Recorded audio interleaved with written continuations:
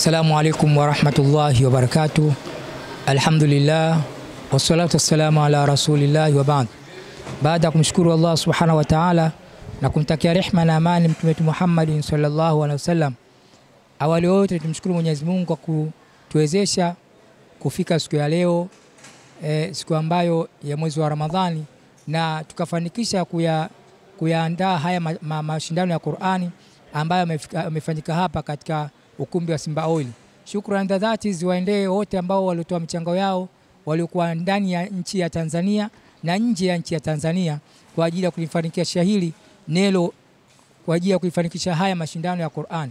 Na vile vile kwa wazazi ambao waliopoteza muda wao hapa ukumbini, wakakaa wakasikiza Qur'an, na kwa mashekhe ambao viongozi wetu wa kata, viongozi wetu wa halmashauri ya BAKWATA kata, wote waliofika hapa katika kulifanikisha hili, wote Mwenyezi Mungu awalipe malipo yalikuwa makubwa zaidi.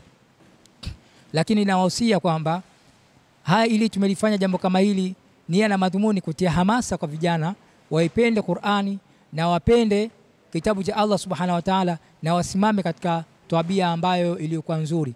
Kwa hiyo huu ni mwanzo, lakini inshallah mwakani panapo majaliwa basi tutajitahidi kuyaboresha zaidi, yasiwe kama hivi ambavyo tulivyofanya, na tunakaribisha wadhamini na watu mbalimbali katika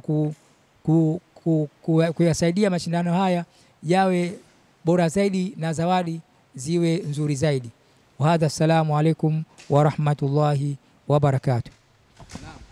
Huyo alikuwa ni Sheikh Saleh Porojo, ni muasisi wa hadhara hii ya tahfidhi Qur'ani, na hapa ndiyo hitimisho la shughuli hii. Hivyo basi kumbuka, hii ni Sabiha TV na nilokuwepo hapa ni Hamimu Ahmad wa Umar. Usisahau kusubscribe na kulike na comment. Shukran sana.